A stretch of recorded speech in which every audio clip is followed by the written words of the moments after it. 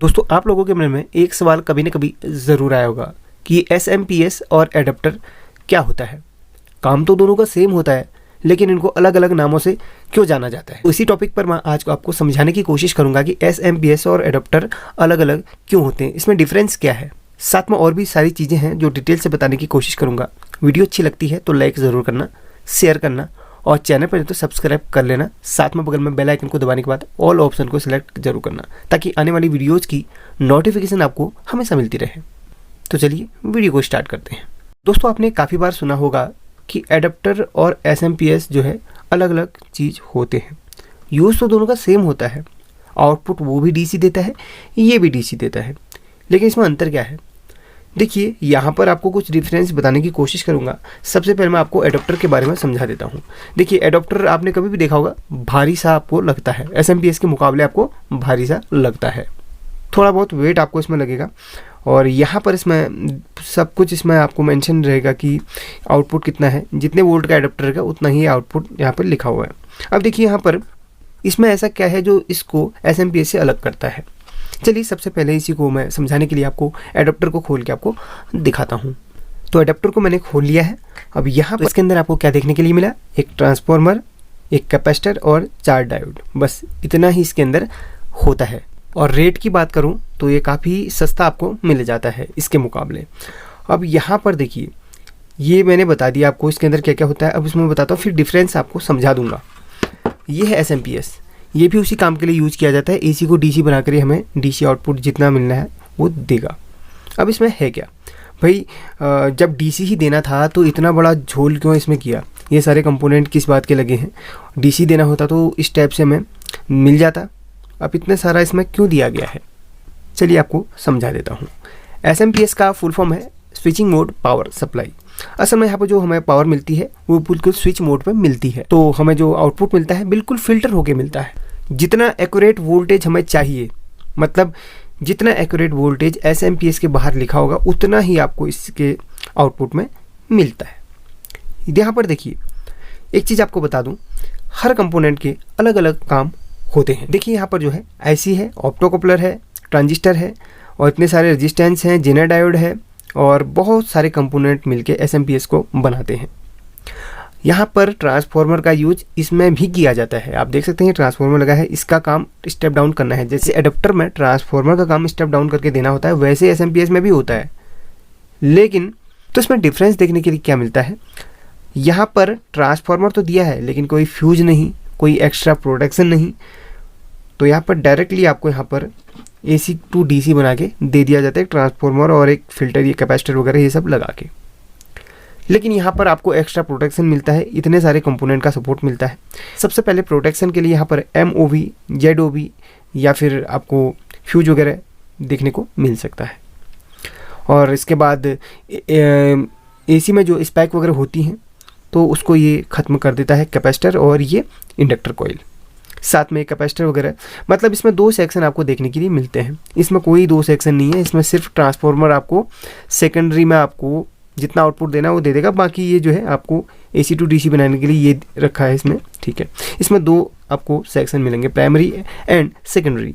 Primary section का काम AC को DC बनाना और स्विचिंग करते हुए IC वगैरह जो रहती है इनको स्विचिंग करते हुए ट्रांसफार्मर तक आपको प्योर सप्लाई बना के देंगे और ट्रांसफार्मर को स्टेप डाउन करके यहाँ देगा। फिर सेकेंडरी सेक्शन में भी आपको इतने कंपोनेंट से फिल्ट्रेशन होते हुए आउटपुट मिलेगा।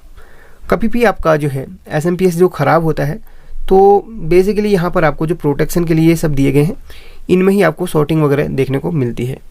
ज़्यादा से ज़्यादा आपको आईसी तक शॉर्टिंग आपको मिल सकती है, आईसी भी ख़राब देखने को मिल सकती है और उससे आगे कहीं भी शॉर्टिंग आपको नहीं मिलती।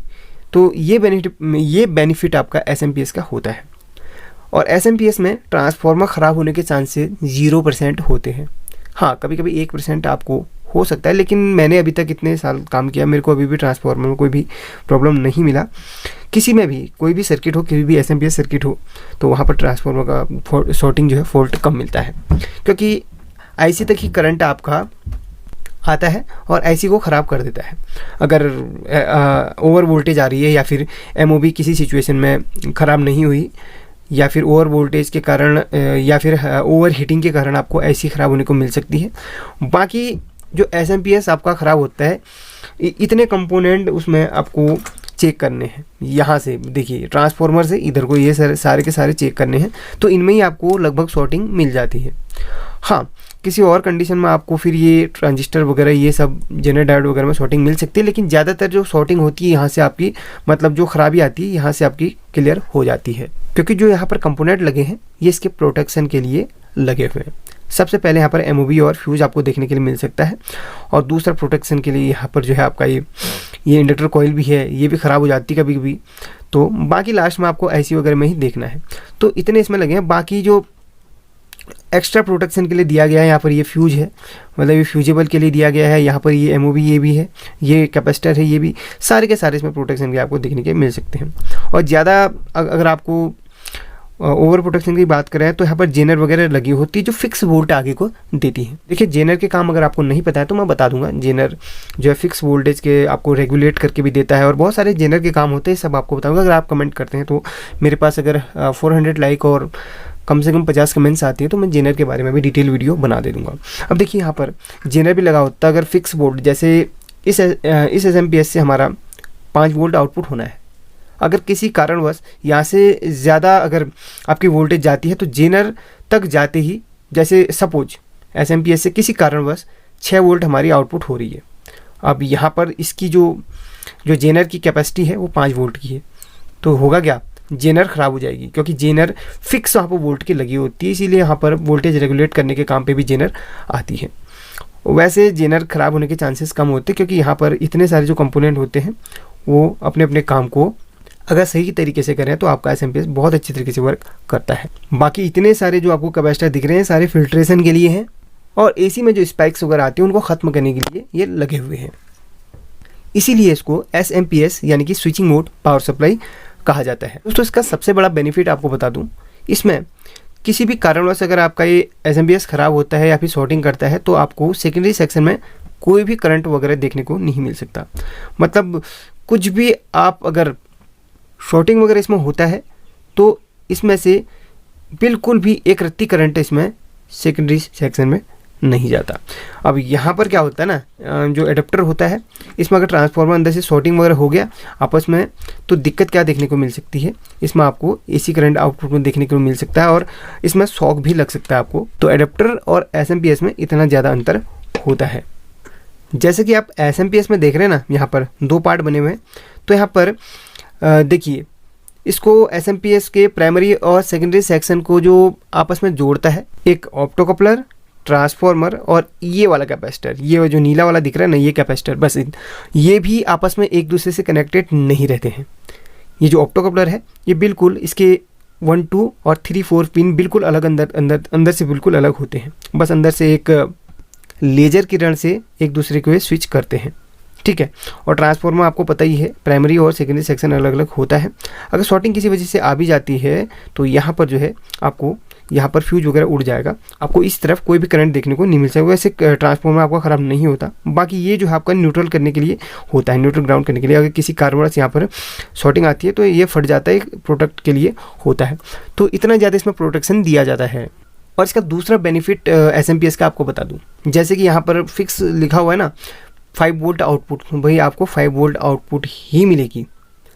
फलाना जो एम्पियर इसमें मिलेगा, जैसे 1 एम्पियर देखने को आपको इसमें मिल सकता है, मतलब बाहर अगर लिखा है तो 1 एम्पियर इसमें आउटपुट होगा, तो बिल्कुल 1 एम्पियर ही आउटपुट होगा, ठीक है। ये बेनिफिट आपको देखने को मिल सकता है। लेकिन यहाँ पर जो एडाप्टर है इसमें आपको क्या अलग देखने को मिल सकता है, जैसे कि आपकी वोल्टेज का भी अप डाउन हो रही है तो यहाँ पर उसी हिसाब से आपको आउटपुट भी देखने को मिल सकता है। तो ये दिक्कत एडाप्टर में सबसे ज़्यादा देखने को मिलती है। इसकी कोई फिक्स वोल्टेज, जैसे यहाँ पर फिक्स वोल्टेज इसमें 9 वोल्ट लिखी हुई है, तो ऐसा नहीं है। अगर कभी आपके घर पे लाइट कम है तो आपको वोल्टेज थोड़ा सा कम, वो लाइट ज़्यादा है तो वोल्टेज ज़्यादा से आपको देखने को मिल सकती है, ठीक है। तो यहाँ पर ये डिफरेंस इसमें है। तो अब आप कमेंट करके बताएंगे कि आपको SMPS ज़्यादा सही लगता है या फिर एडाप्टर।